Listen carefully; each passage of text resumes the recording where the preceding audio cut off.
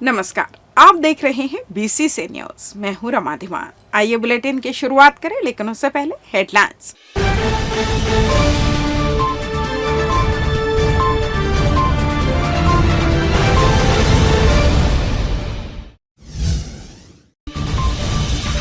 कांग्रेस की दूसरी सूची जारी। बिलासपुर से शैलेश तो कोटा से अटल।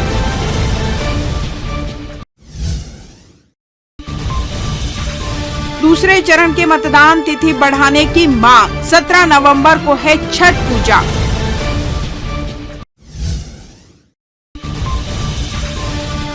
दोनों पार्टी की लिस्ट हुई जारी। उम्मीदवार पहुंच रहे मतदाताओं के पास।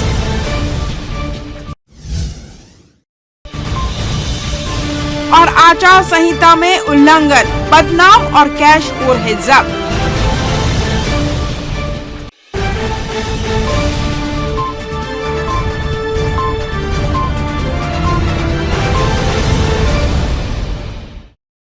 हेडलाइंस के बाद खबरें विस्तार से।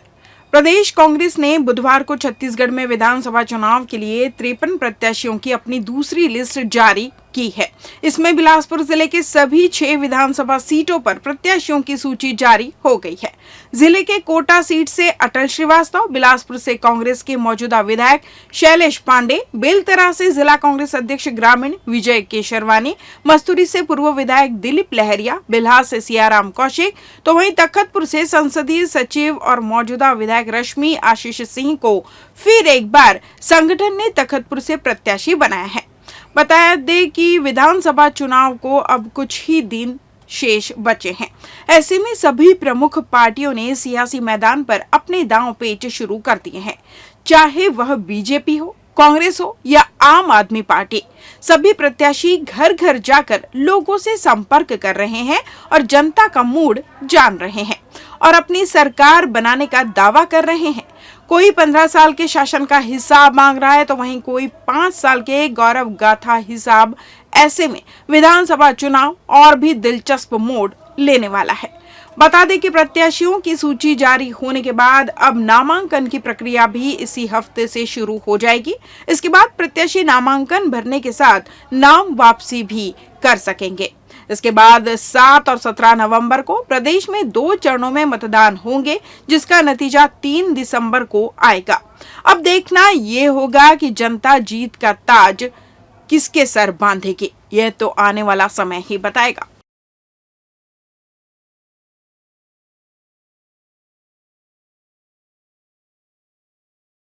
बिलासपुर विधानसभा चुनाव के लिए बिलासपुर से कांग्रेस के शैलेश पांडे को उम्मीदवार बनाए जाने की घोषणा के बाद उनके समर्थकों ने पटाखे फोड़कर खुशियां जाहिर की।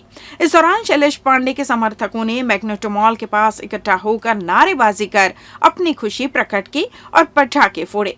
इसके साथ ही अब बिलासपुर विधानसभा चुनाव के लिए भाजपा से अमर अग्रवाल और कांग्रेस से शैलेश पांडे आमने सामने होंगे। बुधवार को कांग्रेस पार्टी ने अपने उम्मीदवारों की दूसरी सूची जारी कर दी, जिसमें उन्होंने 21 प्रत्याशियों की घोषणा कर दी। इस घोषणा के बाद बिलासपुर रेंज के उम्मीदवारों ने अपनी मेहनत शुरू कर दी है। आपको बता दें कि बिलासपुर से वर्तमान विधायक शैलेश पांडे पर पार्टी ने भरोसा जताया है, तो उनके सामने फिर से वही प्रत्याशी अमर अग्रवाल को भाजपा ने अपना उम्मीदवार बनाया है। वहीं रायगढ़ से भाजपा के ओपी चौधरी के सामने कांग्रेस ने वर्तमान विधायक प्रकाश नायक पर भरोसा दिखाया है। वहीं बेलतरा से कांग्रेस ने विजय केशरवानी को मैदान में उतारा है, लेकिन भाजपा से अब तक प्रत्याशी तय नहीं हुआ है। वहीं सबसे गर्म सीट कोटा से अटल श्रीवास्तव पर पार्टी ने अपनी हामी भरी, जहां उनके सामने भाजपा से प्रबल प्रताप सिंह जुदेव मैदान में है। ऐसी आशंका जाहिर की जा रही है कि जोगी पार्टी भी उस सीट से चुनाव लड़ सकती है, जिसके बाद वहां त्रिकोणीय मुकाबला हो सकता है। बहरहाल हार जीत का अब खेल शुरू हो चुका है। देखना होगा कि आगे क्या होता है। कांग्रेस की दूसरी सूची आने के बाद अब बिलासपुर से विधानसभा सीट के लिए कांग्रेस प्रत्याशी की घोषणा कर दी गई है, जिसमें एक बार फिर पार्टी ने विधायक शैलेश पांडे पर भरोसा जताया है। वहीं कोटा से अटल श्रीवास्तव और बेलतरा विधानसभा से विजय केशरवानी को अपना प्रत्याशी घोषित किया है। वहीं विधायक शैलेश पांडे के टिकट फाइनल होने के बाद देर रात उनका आतिशी स्वागत किया गया। आपको बता दें, बिलासपुर विधानसभा सीट से एक बार फिर भाजपा के पूर्व मंत्री अमर अग्रवाल और विधायक शैलेश पांडे आमने सामने होंगे। बता दें, शैलेश पांडे ने पूर्व विधानसभा चुनाव में 20 साल से बिलासपुर विधानसभा सीट पर राज कर रहे अमर अग्रवाल को शिकस्त दी थी। वहीं अब देखना होगा कि आगामी विधानसभा चुनाव में जनता अपना नेता किसे चुनती है। विधायक शैलेश पांडे जनता के बीच काफी लोकप्रिय हैं और लोग उन्हें नेता नहीं बल्कि जनसेवक मानते हैं। बहरहाल अब इसका फैसला तो चुनाव के बाद ही सामने आएगा कि आखिर जनता ने कांग्रेस का दामन थामा है या बिलासपुर में कमल खिलेगा। हमारे राष्ट्रीय अध्यक्ष आदरणीय मल्लिकार्जुन खड़गे जी का, आदरणीय सोनिया गांधी जी का, आदरणीय राहुल गांधी, प्रियंका गांधी जी का, आदरणीय शैलजा जी का, हमारे मुख्यमंत्री भूपेश बघेल जी का, हमारे प्रदेश अध्यक्ष दीपक बैज जी का, हमारे आदरणीय बाबा साहब टी.एस. सिंहदेव जी का, हमारे चरणदास महंत जी का, स्पीकर साहब का, सभी माननीय मंत्रीगणों का, और सबसे ज़्यादा अपने बिलासपुर के जो हमारा गढ़ है, जो हमारा क्षेत्र है, मैं अपने सभी क्षेत्र के सभी सम्मानीय नेताओं का, अध्यक्ष जी का और सभी कार्यकारिणी का, सभी नेताओं का और यहाँ की सम्मानीय जनता का बहुत बहुत धन्यवाद देता हूँ। मीडिया के साथियों का भी। एक जनप्रतिनिधि की ज़रूरत थी, एक ऐसे नेता की जो सुख दुख में उनके साथ खड़ा रहे। ऐसे व्यक्ति की ज़रूरत नहीं थी जो व्यक्ति जनता से बहुत दूर था। जब जनता बिलासपुर की परेशान थी, जब जनता भूख से मर रही थी, जब रोटी दाल चावल पैसे की ज़रूरत थी, तब यहाँ के पूर्व मंत्री जी, यहाँ के भारतीय जनता पार्टी के प्रत्याशी हैं, वो कभी बाहर नहीं निकले। ऐसे समय जब जनता को परेशानियाँ थी तब वो कभी बाहर नहीं निकले, सुख दुख का हाल कभी नहीं देखने आए। तो जो जनता के सुख दुख में खड़ा ही नहीं था जो व्यक्ति, वो जनता में अचानक 4.5 साल सो रहे थे और फिर टिकट मिली, अचानक सक्रिय हो गए। तो बिलासपुर की जनता देख रही है कि कौन व्यक्ति उसके सुख दुख में खड़ा था और कौन नहीं। मुझे पूरा विश्वास है, मैंने पूरी ईमानदारी से अपने क्षेत्र के लोगों की सेवा करी है और मुझे सभी पर भरोसा है और मुझे पूरा विश्वास है कि आगे भी जो है सम्मानित जनता मुझे अवसर देगी। अटल बिहारी वाजपेयी यूनिवर्सिटी के शिक्षण विभाग के राष्ट्रीय सेवा योजना ने मतदान जागरूकता अभियान चलाया। कार्यक्रम की अध्यक्षता कुलपति आचार्य अरुण दिवाकर नाथ वाजपेयी ने की। उन्होंने बताया कि मतदान देश के लिए अत्यंत आवश्यक है। प्रत्येक नागरिक को मतदान के प्रति जागरूक होकर समाज के सच्चे प्रहरी के रूप में मतदान कार्यक्रम में अपनी भूमिका निभानी है। छत्तीसगढ़ में विधानसभा चुनाव की तारीखों का ऐलान हो चुका है। निर्वाचन आयोग ने प्रदेश में 7 और 17 नवंबर को 2 चरणों में मतदान तिथि निर्धारित की है। निर्वाचन आयोग के मतदान तिथि निर्धारण के बाद अब प्रदेश में मतदाता पेशोपेश में है। ऐसे में आम आदमी पार्टी ने निर्वाचन आयोग को पत्र और ज्ञापन सौंपकर प्रदेश में 17 नवंबर को होने वाले मतदान को 25 नवंबर को शिफ्ट करने गुहार लगाई है। दरअसल 17 नवंबर को प्रदेश में दूसरे चरण के मतदान होने हैं। ठीक उसी दिन लोक आस्था का महापर्व छठ त्योहार है। ऐसे में त्योहार के मद्देनजर वोट प्रतिशत में भी इसका प्रभाव साफ तौर पर देखने को मिलेगा। गौरतलब है कि छत्तीसगढ़ के साथ मध्य प्रदेश में भी विधानसभा चुनाव 17 नवंबर को होने हैं। ऐसे में साफ तौर पर मतदाताओं में पेशोपेश की स्थिति निर्मित होनी वाजिब है। बता दें कि प्रदेश में बिहार, झारखंड के लाखों परिवार रहते हैं। ऐसे में छठ पर्व के दौरान वे छत्तीसगढ़ विधानसभा चुनाव में भागीदारी नहीं कर पाएंगे, जिससे प्रदेश के 100% में सीधा असर पड़ेगा।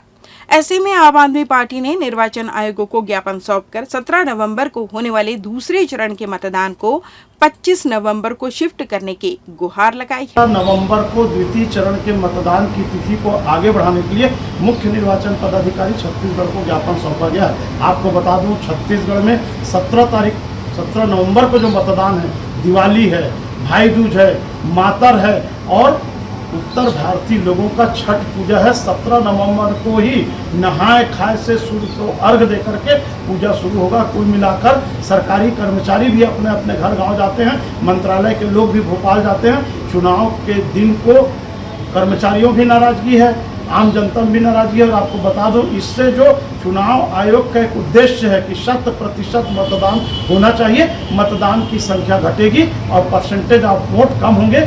इसलिए न केवल आम आदमी पार्टी ने सबसे पहले मांग किया, उसके बाद कांग्रेस पार्टी के मुख्यमंत्री भूपेश बघेल जी, उप मुख्यमंत्री टी.एस. सिंहदेव जी, रमन सिंह जी सब मांग कर रहे हैं। तो भारत निर्वाचन आयोग को चाहिए कि छत्तीसगढ़ की परिस्थिति को देखते हुए 17 नवंबर के मतदान की तिथि को आगे बढ़ाया जाए। आज हम लोग मुख्य निर्वाचन पदाधिकारी से मिलने आए थे, क्योंकि चुनाव छठ पर्व के आसपास हो रहा है और तिथि बढ़ाने के लेकर के मुख्य आयुक्त को हम लोगों ने आज लेटर दिया है।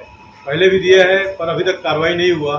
इसके लिए फिर से पुनः उनको स्मरण कराने के लिए हम लोग आए थे और मुख्य चुनाव पदाधिकारी से, निर्वाचन पदाधिकारी से मांग करने आए हैं कि जैसे राजस्थान में डेट बढ़ा है छठ पर्व को लेकर के, वैसे ही छत्तीसगढ़ में बढ़ना चाहिए। छत्तीसगढ़ में चूँकि उत्तर भारतीयों की संख्या अधिक है राजस्थान की तुलना में, तो छत्तीसगढ़ में निर्वाचन आयोग भी चाहता है 10-15% वोट घटे ना, लेकिन वही अगर उत्तर भारतीय चले जाएंगे, यहाँ से विस्थापित हो जाएंगे चुनाव के समय, तो यहाँ 10 से 15% का कमी आएगा मतदान में। इसलिए हम लोग मांग कर रहे हैं। लेते हैं एक छोटा सा ब्रेक। पिछले 17 वर्षों से रियल एस्टेट के क्षेत्र में दे रहे हैं अपनी सेवाएं और लगातार शहर की जनता को एक नई लिविंग लाइफस्टाइल। अपने कार्यों एवं सेवाओं के माध्यम से लाखों लोगों की उम्मीदों को दिया है आकार। इसलिए जिले में ही नहीं, पूरे प्रदेश में इनकी पहचान है बरकरार। आपके सपनों के घर को हकीकत में बदल कर है दिखाना, इसलिए आपके लिए लेकर आए हैं भाटी आशिया।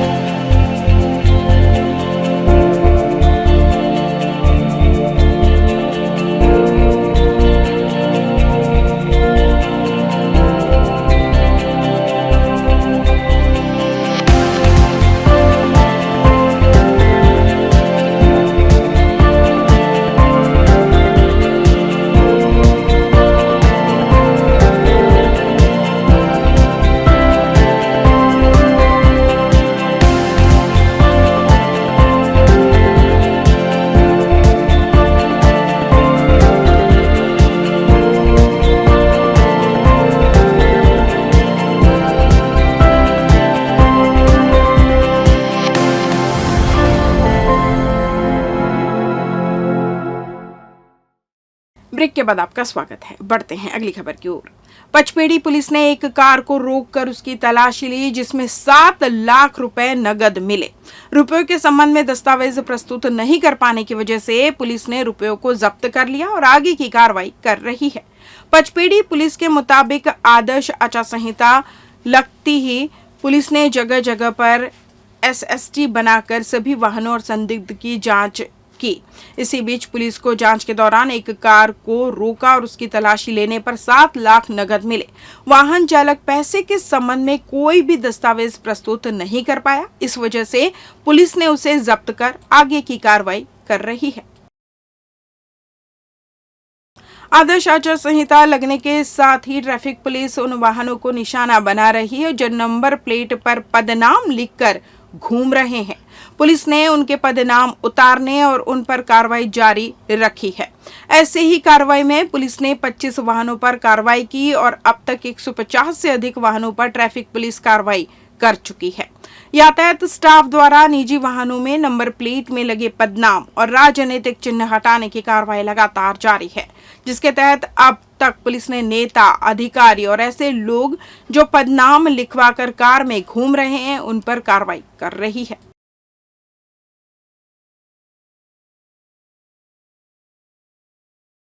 बिना परमिशन के डीजे संचालित करने की वजह से पुलिस ने एक डीजे को जब्त कर लिया। इस मामले में पुलिस ने डीजे संचालक से परमिशन के बारे में पूछा तो उसने इनकार कर दिया, जिसके बाद डीजे और डीजे वाले वाहन को थाने लेकर जब्त कर लिया गया। जिसके बाद डीजे संचालक हुमन साहू के द्वारा डीजे बिना परमिशन नहीं बजाने की बात कहने के बाद डीजे पर 20,000 की चालानी कार्रवाई कर छोड़ा गया। शादी करने का झांसा देकर युवती से अनाचार करने वाले पूर्व क्रिकेट खिलाड़ी को पुलिस ने गिरफ्तार कर लिया है। दयालबंद की रहने वाली एक युवती को 4 साल पहले कोचिंग के दौरान इमलीपारा निवासी पूर्व क्रिकेटर गिरीश कुमार नायडू से जान पहचान हुई। उसके बाद दोनों के बीच प्रेम संबंध हो गया। गिरीश कुमार नायडू ने युवती को अपने घर घुमाने के लिए लाया और शादी करने की बात कहकर शारीरिक संबंध बनाए। दोनों के बीच लंबे समय तक प्रेम संबंध चला रहा और युवक उसके साथ शारीरिक संबंध बनाता रहा। उसके बाद अचानक युवक बदल गया और उसने मिलने और बातचीत करने से युवती को मना कर दिया। इसके बाद युवती ने सिविल लाइन थाने में मामला दर्ज करवाया, जहां पुलिस ने आरोपी को गिरफ्तार कर जेल दाखिल कर दिया है। सरकंडा पुलिस ने की स्कूटी सवार को रोका और सब्जी भाजी से भरी बोरी की तलाशी लेने पर पुलिस को 10 किलो गांजा मिला। पुलिस ने उसे जब्त कर आरोपी को गिरफ्तार कर लिया है और उसके खिलाफ एनडीपीएस एक्ट के तहत कार्रवाई कर रही है। ऑपरेशन निजात अभियान के तहत पुलिस लगातार अवैध नशे के खिलाफ कार्रवाई कर रही है। इसी बीच पुलिस को सूचना मिली कि जांजगीर चांपा जिले के मुलमुला का रहने वाला युवक सब्जी भाजी बेचने की आड़ में शहर आया हुआ है और गांजा रखा हुआ है, जिसे रुकवाकर पूछताछ की गई तो उसकी पहचान शिव कैलाश साहू के रूप में हुई। उसकी तलाशी लेने पर पुलिस को 10 किलो गांजा बरामद हुआ, जिसे वह बेचने के लिए घूम रहा था। पुलिस ने आरोपी को गिरफ्तार कर उसके खिलाफ कार्रवाई कर जेल दाखिल कर दिया है। अपराध से बच्चों को दूर करने पुलिस ने यूनिसेफ CSJ संबंधित विभागों के प्रमुखों के साथ बिलासागुड़ी में बुधवार को कार्यशाला का आयोजन किया। इसमें अधिकारों व डायवर्शन प्रक्रिया के साथ निजात अभियान के तहत बच्चों में नशे की प्रवृत्ति रोकने पर चर्चा हुई, जिसमें किशोर न्यायालय के सदस्य, महिला एवं बाल विकास सखी, one stop child line, RPF, GRP, college, school व पुलिस कर्मी मौजूद रहे। इस बुलेटिन में बस इतना ही। अगले बुलेटिन में आपसे होगी फिर मुलाकात, तब तक मुझे दीजिए विदा।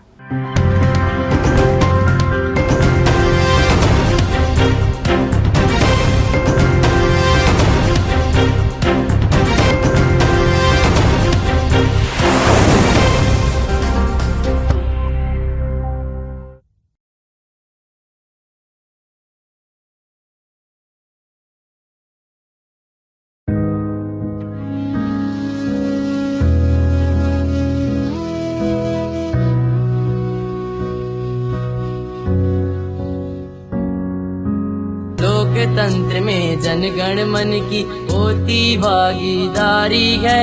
मतदाताओं वोट करो, ये पहली जिम्मेदारी है। मतदाताओं वोट करो, ये पहली जिम्मेदारी है। लेकर वोट करो, सब मिलकर वोट करो।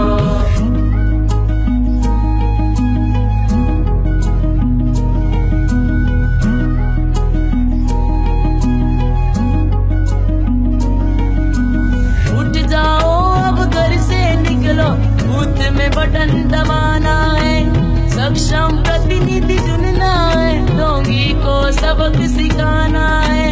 समय आ गया इसे न खोना, ये सबको बतलाना है। उन्नति और विकास की खातिर एक सरकार बनाना है। जागरूक है आज तो आने वाला कल भारी है।